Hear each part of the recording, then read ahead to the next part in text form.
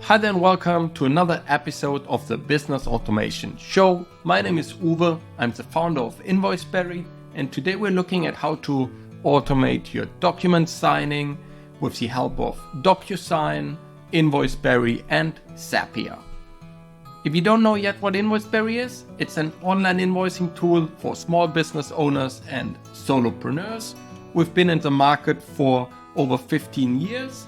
And our business automation show tries to help entrepreneurs and business owners to automate their business as much as possible.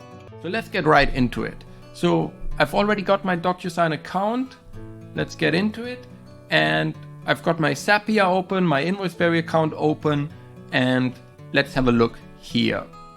So first in Zapier, we want to set up the Zap, and then we have to set up the template in DocuSign and see how it all works. So we want to connect InvoiceBerry with DocuSign, and as a trigger there are two options in my opinion, or maybe more. The first option is whenever you add a new client in InvoiceBerry, you want to send them your contract, for example, so they sign it, and that's it. So you can send multiple invoices to that client, but they only once get the contract. Or you can say whenever there's a new invoice, you also send them a contract. So this might be the case if every time you send them an invoice, you want to make sure that they sign the contract.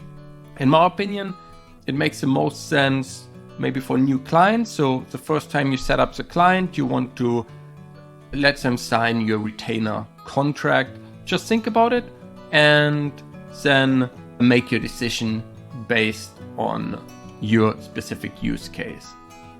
Let's just say new client. And then as the action, you want to create a signature request. Let's click on OK and let's click on try it.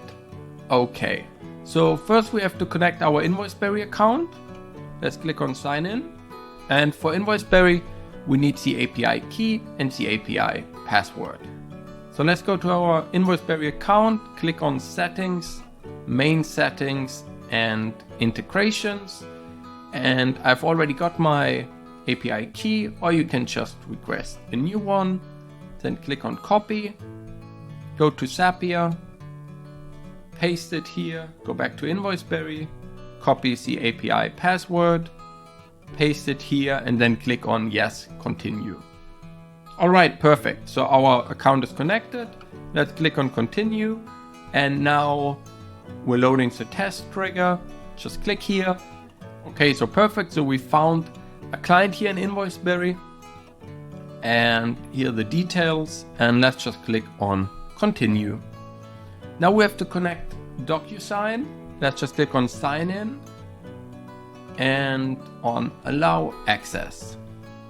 Perfect, so that's connected. Let's click on continue. Okay, now for DocuSign, in order to send our document, we need the template ID that we actually want to send to our customer. When you click here, if you haven't set up any templates yet, you will get an error message, but this is a required field. So let's go to DocuSign, and I'm in my DocuSign account. Let's click on templates, create a template. Okay, so this we can just call our contract. And now we have to add a document. So let's just click on upload. I will upload it for my desktop. Perfect. And here I just have a sample contract. I'm gonna load it. And then something very important, this didn't work for me when I didn't add any recipients. So I will set up a recipient. I will say the role is the director. I will set up myself actually. And what that will do is every time our automation is triggered, this recipient will receive a copy of the contract. So myself, but also whatever we set up in Zapier, that person will also receive a copy of the contract. So let's just click here on next. Okay, and here we see our actual contract, and we can obviously set up where it has to be signed. Let me just quickly do that. For example, here I put that it has to be signed, and here it has to be signed, and then just save and close. Okay, so now we have our contract template saved, and let's go back to Zapier right now. Okay, I clicked on refresh fields. Sometimes it works, sometimes it doesn't work. So the best thing with Zapier is always to first set up everything else in DocuSign before you go through this flow. But you can also just hard refresh the page and you will eventually get the template IDs. This is our contract. Click on it and that's it. So now the subject line, we can just say new contract to be signed. Let's say the email blurb, hello, and then we can, for example, use the first name, hello Phil, please sign our client contract. Now the recipient email, so that's the email of this customer, which is now my own email, and the name, so it's the first name space last name, or we could also use the company name. And the role, we can just select this role. We can obviously add more roles to our account and then just click on continue.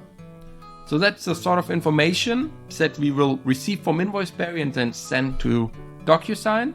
And let's test this action. All right, perfect.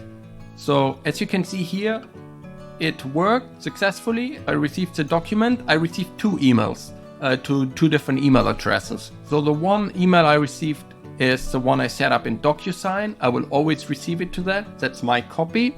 And the other email is the one your client would receive. It has a typical DocuSign layout to review the document. And here's the email address. And hello Phil, please sign our client contract. That's it.